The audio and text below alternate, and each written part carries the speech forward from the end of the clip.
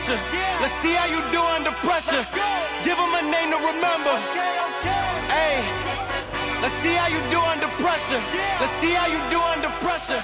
A moment can live on forever.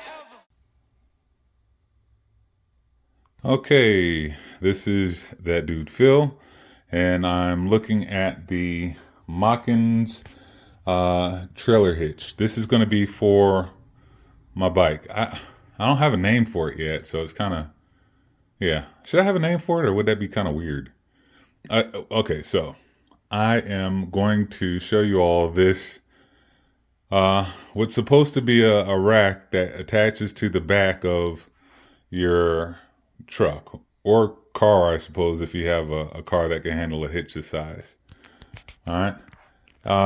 I can tell you this, it was well packaged. It's really solidly built. The directions kind of look like crap, but I'd rather have crappy directions and a solid piece of equipment than crappy equipment that was the other way around. So there we go. I am going to film putting this thing together, or I might not. I'm just gonna go, I'm gonna do one video where I'm gonna put this thing together, and I'm just gonna do a review. I don't know if people really actually want to see someone putting this together, but I'm going to put it together, and we're going to see how this thing ends up soon. All right. Okay. See you around. Okay. First piece assembled. It seems like it's pretty cut and dry. I don't see it being that heavy, or that. No, I didn't mean heavy. This looks like it's going to be pretty cut and dry. I don't see it being that difficult. Here are the instructions here. Again, it seems really cut and dry. I don't think there should be any, putting together on this video. If you can't put one of these things together, you probably don't need to be riding a dirt bike. So, all right. And here are my bolts. Okay.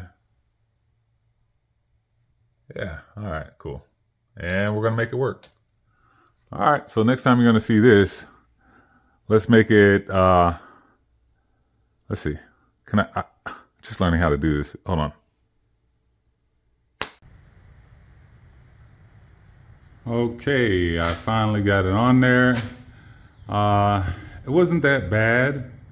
I think that it would be easier, of course, if it was two people, but there's a really good chance it'll just be me. But I was able to handle it. And when you roll the bike up, instead of trying to lift it up and put it up on something, is a hell of a lot easier. So I do like that, but it seems to be working. And bonus, it matches my truck. All right, so this is how we view this from the back. All right, it has a little bit of a tilt to it. So the question is, how tight do you put the straps on? Because I don't know. Can you bend the handlebars if you do that? What's going on? Like, how hard do you clench down on these things?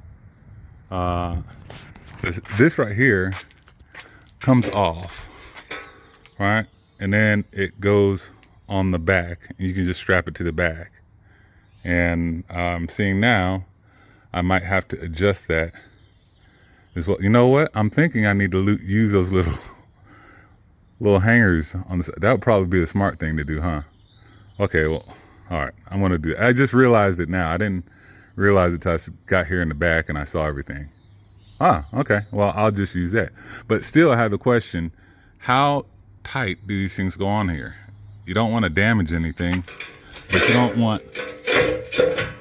And it clips back on, but you don't want to also take out a bunch of people because your 200-pound bike just fell off of your Denali, and now people know they can sue the hell out of you. So, oh, hey, if it does fall, guess what? I got insurance, y'all. Okay, and I'll put a link to how to get that insurance as well. So if you do have a run-in with anyone, you're covered, and I'm pretty sure you like that. I know I would. So, all right, let's take this back inside. So thank you for coming back into the office with me. As you can see, I got everything set up. I did have some questions about how the bike was on the rack, as far as strapping it down, but I did, through one of the people of a Facebook group I'm in, they actually showed me some different options as far as straps. And then I had to, of course, look at some YouTube videos, and between the two, I was able to figure it out. But I think ultimately, I think it was a really good idea to get that, other than trying to roll it into the back of my truck, because I'd probably mess me up and the bike. So thank God I didn't do that, right? The other part of that, which you probably heard me mention before, is the insurance aspect. I was able to find dirt bike insurance, which not only covered the cost of the bike, but also covered the cost of, say, if the proverbial little kid that I would have hit if I, whiskey throttled it in the middle of a crowd, or where I'm not supposed to be riding it, and someone got hurt.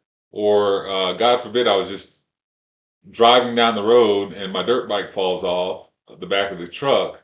Not only will my dirt bike or the e-moto be not covered, but also because of the transportation, but also if a car hit it, I would have to pay for the damages of the car. And if I didn't have insurance, that would leave me susceptible to possibly a lawsuit. And that's one thing that I really don't want right now. So the cost of the insurance, it cost me like $465 for insuring my Altis Sigma, but I'm covered up to like 25,000 for personal injury. I think 50,000 for damages to property, and then I have a replacement for it. Now my deductible for all of this is like $500, which is, I think, really, really low cost when you look at how much damage you can cause if you took a 201-pound Altis Sigma and ran it into someone's car. It might cost a little bit more than 500 to get that fixed. So I think it's a good option. If you want to know more about how I got the insurance, oh, almost forgot one thing. I didn't have to register the bike as a motor vehicle, so I didn't have to make it street legal. I kept it as a dirt bike, which it is. I think that's very helpful. If you want to know any information about how I was able to do this, or link you up with my insurance agent to help you get insurance as well, let me know, and we'll all have a good, safe day. Okay? Well, stay in tune. Look at the rest of my videos. Like, share, and subscribe, and hit the little notification bell. That right there will let you know when I upload any new information. And check me out, okay? I know it's a new channel. This guy might not be around. I'm going to be around for a while. All right? Cool. All right. My name's That Dude Phil, and I hustle, and I'm out. Let's see how you do under pressure. Let's see how you do under pressure. Give them a name to remember. Hey, let's see how you do under pressure. Let's see how you do under pressure. A moment can live on forever.